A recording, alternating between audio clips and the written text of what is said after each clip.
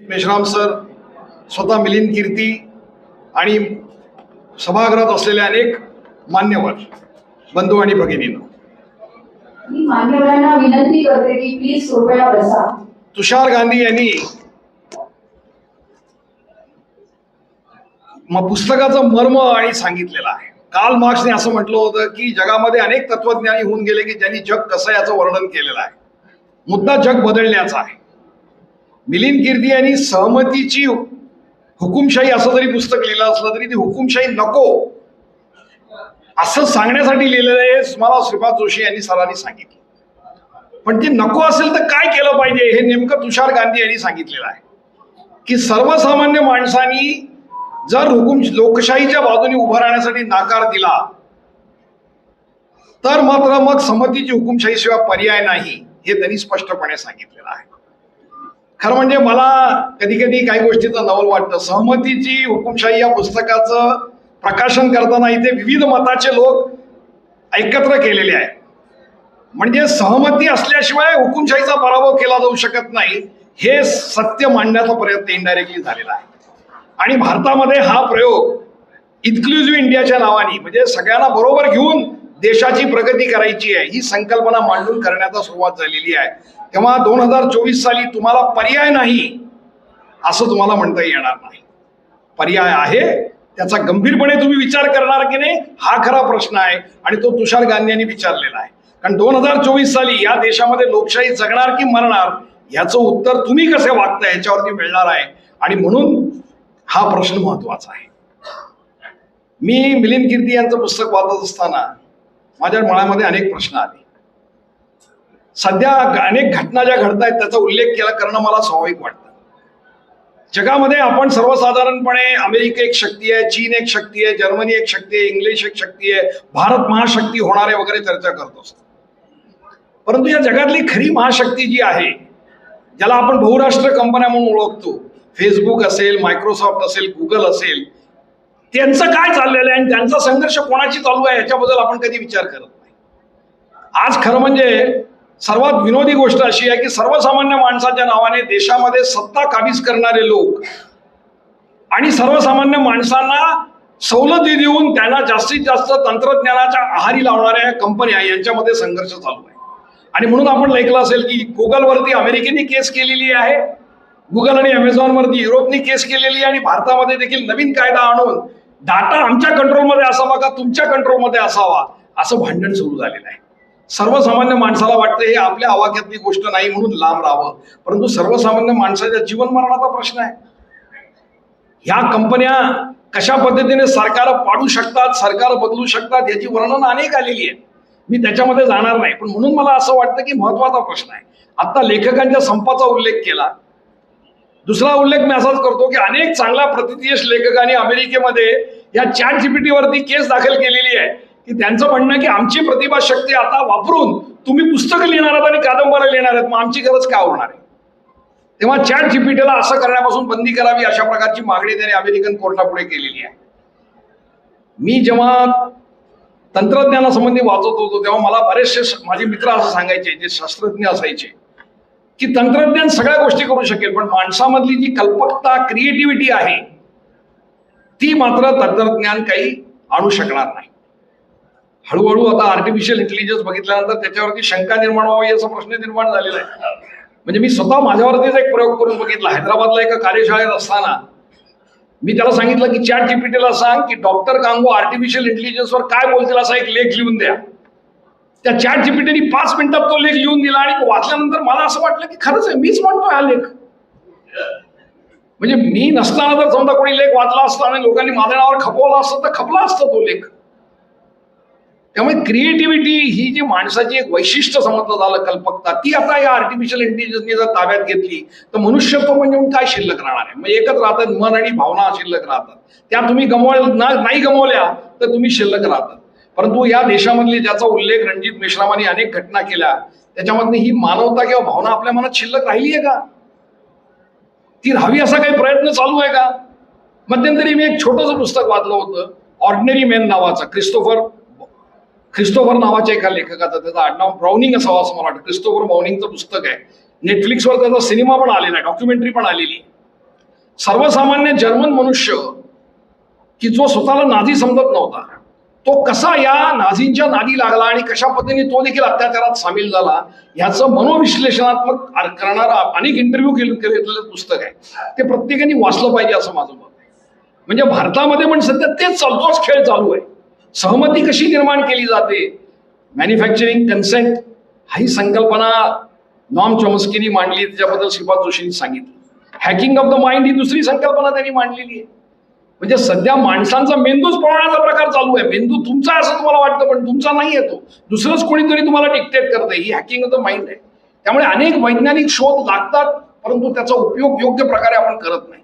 होमोसिपियन्स नावाचा जो पुस्तक लिहिणारा हरारे आहे, त्यांनी एक सिद्धांत मांडलेला आहे की होमोसिपियन्स हे बाकीच्या मनुष्य प्राण्यांच्या पेक्षा वरचढ का ठरले, का आफ्रिकेतून ते सगळ्या जगात पसरले आणि बाकीचे समूह माणसांचे जे होते वेगवेगळे ते एकतर त्यांच्यामध्ये ॲसिम्युलेट झाले किंवा नष्ट झाले. का? तर त्यांनी दोन गोष्टी सांगितल्यात. एक म्हणजे शेतीचा शोध पहिल्यांदा होमोसेपियन्सनी लावला आणि दुसरं त्यांनी सांगितलं की भाषेचा शोध पहिल्यांदा त्यांनी लावला. आणि या भाषेच्या शोधामुळे एकमेकांशी सहकार्य करून ऑर्गनाइज शक्ती, माणसांची समाजाची शक्ती वाढवण्याची शक्यता इतर समानवी समूहापेक्षा त्यांच्यामध्ये जास्त होती, म्हणून त्यांचा विजय झाला. आपल्याला काय सांगण्यात येतं? स्पर्धा हाच मानवी बाजारपेठेचा अंतिम निकष आहे आणि स्पर्धेशिवाय माणसाचा विकास नाही. अरे माणसाचं अस्तित्व सहकार्यावर अवलंबून आहे. ते सहकार्य नसतं तर माणूस अस्तित्वाचा राहिला नसता. तेव्हा सहकार्याचं महत्व तुम्ही कसं काय नाकारता? परंतु आपल्यालाही बाजारपेठीय तत्वज्ञान हेच शिकवतं की सहकार्य विसरून जा, एकमेकांची स्पर्धा करा, एकमेकांवरती कुरघोडी करा आणि मग तो कुरघोडी करण्यासाठी कुठलाही रस्ता वापरा. मग खोट्या मानवी लोकांना जेलमध्ये टाका, खोटे आरोप करा, राष्ट्रभक्ती वापरा, देशभक्ती वापरा, धर्मभक्ती वापरा, जातभक्ती वापरा, काही वापरा, परंतु काही करा आणि कुरघोडी करा हे त्यांना आपल्याला शिकवलं जातं. हे बरोबर आहे का? हा प्रश्न आपण विचारला पाहिजे, कारण का आपण समाजामधली शक्ती आहोत आणि आपल्याला लोकशाहीने हे स्वातंत्र्य दिलेलं आहे, विचार करण्याचं स्वातंत्र्य दिलेलं आहे, त्याचा उपभोग घ्या. त्याशिवाय ही सहमतीची हुकुमशाही नष्ट करता येणार नाही. दुसरा एक मुद्दा मी जो मांडणार आहे ज्याच्याकडे लक्ष वेधतो तो म्हणजे मिलिंद कीर्तींनी ह्या सहमतीच्या संदर्भामध्ये तंत्रज्ञानाचा लिहिताना तंत्रज्ञानामागचं जे आर्थिक तत्वज्ञान आहे त्याच्याबद्दल पण सखोल लिहिलेलं आहे. कोणाचा नफा कसा होतो, कसा नफ्यासाठी वापर केला जातो. आणि मला स्वतःला मात्र हळूहळू असं वाटायला लागलेलं आहे की आज समाजापुढे दोन प्रश्न आहेत की माणूस जेवढं काही करतोय ते माणसासाठी करायचं का नफ्यासाठी करायचं, ह्याचं उत्तर माणूस जोपर्यंत देऊ शकणार नाही तोपर्यंत या प्रश्नाचं उत्तर मिळू शकणार नाही. माणसाने माणसासाठी काम करावं असं जोपर्यंत आपण ठरवणार नाही तोपर्यंत या नफेखोरी प्रवृत्तीला आपण मात देऊ शकणार नाही. आपण लक्षात घेतलं पाहिजे. ह्या सहमतीच्या मागे नफेखोरी आहे, आपण लक्षात घेतलं पाहिजे. आणि ती कुठपर्यंत जाऊ शकते? मी ट्रेड युनियन मध्ये काम करतो म्हणून मला माहिती आहे की मी एकदा एका मालकाशी चर्चा करताना असं म्हटलं की तुम्ही माणसाला रिप्लेस करण्याचा प्रयत्न करताय, बाजारपेठेवर याचा विपरीत परिणाम होईल. कारण का माणसाला पैसे दिले नाही तर बाजारपेठ विकसित होणार नाही आणि मग तुमचा माल खपेल कसा? तर ते म्हणाले काळजी करू नका, रोबोट्स जे निर्माण होणार आहे त्या रोबोट्सला सप्लाय करण्यासाठी आमच्याकडे माल पाहिजे. म्हणजे रोबोला देखील ते माणूस समजतात, यंत्रमानवाला मदत करणं, त्याच्यासाठी पाठ पुरवणं, ह्याच्यामध्ये नफा बघतात. माणसाचं काही हो, ही नफेखोराची जी माणूस संपवण्याची प्रवृत्ती आहे त्याच्यावरती मात कशी करायची हा प्रश्न आहे. आणि म्हणून मग बँक युनियनचं जे घोषणा असते की profit for the people not over the people, नफ्याच्या विरोधात आम्ही नाही आहोत, नफा पाहिजे समाजामध्ये, परंतु तो माणसासाठी पाहिजे. हे जर घोषवाक्य तुम्ही विसरलात तर तुम्हाला भवितव्य नाही. म्हणून नफ्याच्या विरुद्ध आम्ही नाही आहोत, पण नफा हा माणसासाठी आहे आणि माणूस हा महत्वाचा आहे. गांधी, आंबेडकर, मार्क्स या तिघांना एकत्र घेऊन जाण्याचे कारण काय? तिघांचे विचार अनेक पातळीवर वेगवेगळे होते, उत्तरे वेगवेगळे असतील, परंतु तिघांमध्ये कॉमन थ्रेड काय होता? तिघही माणूस केंद्रित विचार करत होते. माणूस हा त्यांच्या दृष्टीने अत्यंत महत्वाचा होता. आणि म्हणून मला असं वाटतं की मिलिंद कीर्तींचा संदेश तोच आहे की तंत्रज्ञान हे माणसासाठी आहे का माणूस तंत्रज्ञानासाठी, याचं उत्तर तुम्ही द्यायला शिका, तरच तुम्हाला ह्याच्यामधनं उत्तर मिळेल. आज भस्मासुराची आठवण होईल. डोक्यावर हात ठेवून भस्म झाला तसा तो मोहिनीला नाचता नाचता डोक्यावर हात ठेवला, त्यांनी ठेवला आणि तो नष्ट झाला. ही आपली पुराण कथा आहे. तसं आपलं यंत्रमानव आपल्याला करेल की काय अशी भीती आपल्याला वाटेल. अशा एका काळात आपण वावरतो, जगतो आणि वाढतो. पण उत्तर बाहेरचं कोणी देणार नाही, कोणी विभूती येणार नाही, कोणी अवतार येणार नाही. अवताराची वाट पाहू नका, कोणी येणार नाही. आपणच लोकशाहीमध्ये लोक हाच अवतार आहे. लोक काय उत्तर देतात ह्याच्यावरतीच ते अवलंबून आहेत. आणि म्हणून मिलिंद कीर्तीच्या संमतीच्या पुस्तकाचं म्हणणं हेच आहे की त्यामागचं अर्थकारण, राजकारण, वर्चस्ववादी व्यवहार हे नीट समजून घ्या आणि माणसाशी जोडले जा. माणसावर प्रेम करा आणि माणसाला बरोबर घेऊन जायला शिका. हेच तुमच्या विकासाचं अंतिम उत्तर आहे असं मला वाटतं. आणि त्याच्यामधनच माणसामध्ये सहमती घडवा, तरच हुकुमशाहीचा पराभव करता येईल. अन्यथा हुकुमशाहीसाठी सहमती निर्माण करण्याचं तंत्रज्ञान ज्यांनी अवगत केलेलं आहे ते झपाट्याने कामाला लागलेले आहेत. श्रीपाद जोशींनी बरोबर सांगितलं की अरिस्टोक्रसी टू टेक्नोक्रेसी असं नसून अरिस्टोक्रसी and technocracy going together. Zamindari व्यवस्था आपण कायद्याने नष्ट केली असेल, परंतु मानसिकरित्या जमीनदारी नष्ट केलेली नाही. हे विशेषतः उत्तर भारतात तुम्ही माझ्याबरोबर हिंडला तर तुमच्या लक्षात येईल. आपल्याकडे महाराष्ट्रामध्ये खूप आधी जमीनदारी नष्ट झाली. शाहू फुले आंबेडकरांचा एक प्रचंड मोठा वारसा घेऊन आपण वाढलो, त्यामुळे आपल्याला जमीनदारीची इतके 10 चटके बसलेले नाही. परंतु तुम्ही उत्तर भारतात हिंडायला लागलात, राजस्थान पासून, बिहार पासून उत्तर प्रदेशमध्ये, तर जमीनदारी म्हणजे काय असते आणि जमीनदारी व्यवस्था ही कशी सहमतीची व्यवस्था होती हे आपल्या लक्षात येईल. आणि म्हणून ह्या जमीनदारी व्यवस्थेचे जे अवशेष होते त्याला अरिस्टोक्रासी असं म्हणता येईल ते. आणि टेक्नॉलॉजीमध्ये जी एक टेक्नोक्रेसी तयार होती, त्या दोघांचं संगनमताने आज व्यवहार कसा चालू आहे हे आपल्या लक्षात येईल. त्याचे फायदे कोणाला मिळतात, कोण घेतं, ह्याच्यासाठी भारतामधल्या विविधतेमध्ये कास्ट सेन्सस होणं अत्यंत महत्वाचं आहे. त्याच्यामध्ये फक्त न्यूमरिकल गणती करता कामा नये, तर त्याच्यामध्ये ऍसेट्स म्हणजे संपत्ती कोणाकडे आहे, किती प्रमाणात आहे, कोणाला सत्तेचे वाटेकरी किती आहेत, ह्याची सगळ्याची माहिती आपल्याला मिळाली पाहिजे. त्याप्रमाणे मग आपली धोरणं आखली पाहिजेत. परंतु 1931 पासून चाललेला जनगणना ही जाणीवपूर्वक 2021 साली झालेली नाही. का झालेली नाही ह्याचा प्रश्न आपण विचारत नाही. कारण जनतेला वस्तुस्थिती कळू नये हाच त्याच्यामध्ये डाव असतो. म्हणून ही वस्तुस्थिती कळण्यासाठी जनगणना झाली पाहिजे, आपला आग्रह असला पाहिजे. आपण तो आग्रह करतच नाही. काय मागणी करतो का, एक तरी मोर्चा मला दाखवा ह्या संदर्भात झालेला. करोना होता म्हणून 2021 साली नाही मी समजू शकतो, पण 22, 23, 24 त्याचा निवडणुकीशी काही संबंध नाहीये. आम्ही कुठे आहोत आणि आम्ही 10 वर्षात किती प्रगती केलेली आहे, किती लोकांनी शेती सोडली, किती लोकांनी शेतीमध्ये परत गेले, किती लोकांना नोकरी मिळाली, स्त्रियांचा त्याच्यामधला सहभाग किती आहे अर्थव्यवस्थेमधला, हे सगळं करण्यासाठी जनगणना आवश्यक आहे. या जनगणनेपासून पळ कसा काढाल किंवा ती पोस्टपोन कशी कराल हा प्रश्न खरं म्हणजे विचारायला पाहिजे, तो आपण विचारत नाही. तेव्हा योग्य प्रश्न विचारा तर योग्य उत्तरं मिळतील असं एकाने म्हटलेलं आहे, त्याच्याशी मी सहमत आहे. आणि म्हणून मी जास्त न बोलता अध्यक्ष भाषणाचा समारोप करताना एवढंच म्हणेन की मिलिंद कीर्तीने लोकवाङ्मय ग्रहाला एक चांगलं पुस्तक दिलं. लोकवाङ्मय ग्रहासंबंधी 2 शब्द बोलण्याची गरज मला वाटते. एक प्रकाशक म्हणून मी पहिल्यांदा विनंती करतो की कृपया 15% सवलतीत आम्ही पुस्तक देतोय ते पुस्तक घेऊन जा. एक प्रकाशक म्हणून माझी ही अपेक्षा आहे आणि गरज पण आहे. पण त्याचबरोबर मला असं वाटतं की आमचा जो मुख्य उद्देश आहे पुस्तक छापण्याचा, तो म्हणजे विचार तुमच्यापर्यंत पोहोचले पाहिजेत आणि तुम्हाला विचार प्रवृत्त केलं पाहिजे.